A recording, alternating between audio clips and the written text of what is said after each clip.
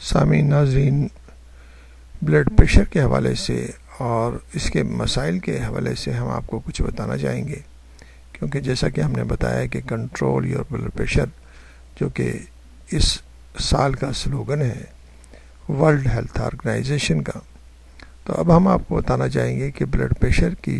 High blood pressure کی وجہ سے کیا پیچیدگیاں اور کیا کمپلیکیشن ہو سکتی ہیں۔ اگر بلند فشار خون یعنی کہ ہائپر ٹینشن کے علاج کی طرف توجہ نہ دی جائے یا علاج میں لاپرواہی برتی جائے،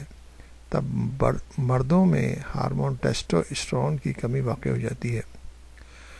اور وہ بھرپور یعنی کہ اپنی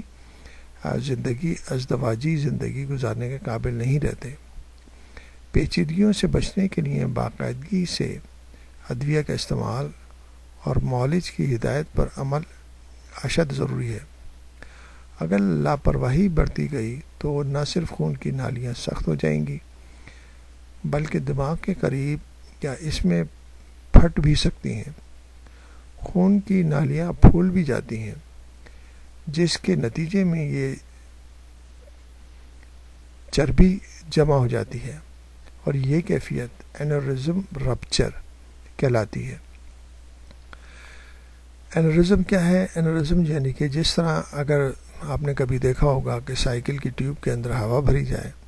اور وہ ایک طرف سے کہیں بیچ میں کمزوری کی وجہ سے ہوا کا دباؤ اس کے اوپر پڑنے لگے تو وہ پھول جاتی ہے۔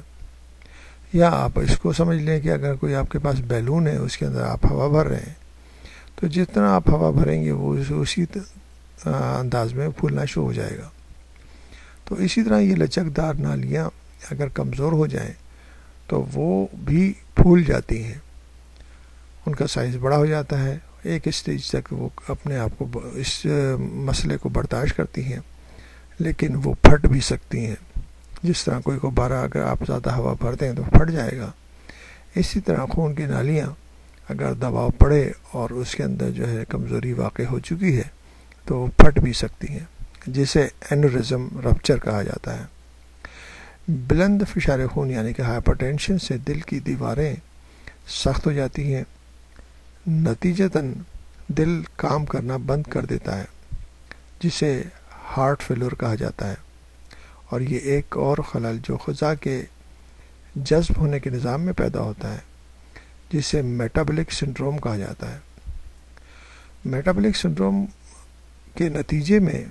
بدن میں ذیابیطس یعنی کہ ڈائبٹیز، گردوں، دل اور گردش خون کے عوارض کے علاوہ سوچنے اور سمجھنے کی صلاحیت بھی اور یادداشت بھی متاثر ہونے لگتی ہے۔ اب یہ جو کمپلیکیشن پیش آتی ہیں تو اس کے اندر ہائی بلڈ پریشر کے مریضوں میں روزانہ معمولات میں فرق آنے لگتا ہے۔ اگر وہ کسی جگہ کام کر رہے ہیں اور کسی جاب میں مصروف ہیں تو ان کی مصروفیت اس میں خلل پڑ سکتا ہے اور معاشی مسائل بھی پیدا ہو سکتے ہیں، جس کی وجہ سے پوری فیملی کے اوپر اثر پڑنا شروع ہو جاتا ہے۔ تو اس لیے ضروری ہے کہ صحیح طور پر اپنے بلڈ پریشر کو کنٹرول کر کے آپ ان مسائل سے اور اپنی فیملی کے مسائل سے بچ سکتے ہیں۔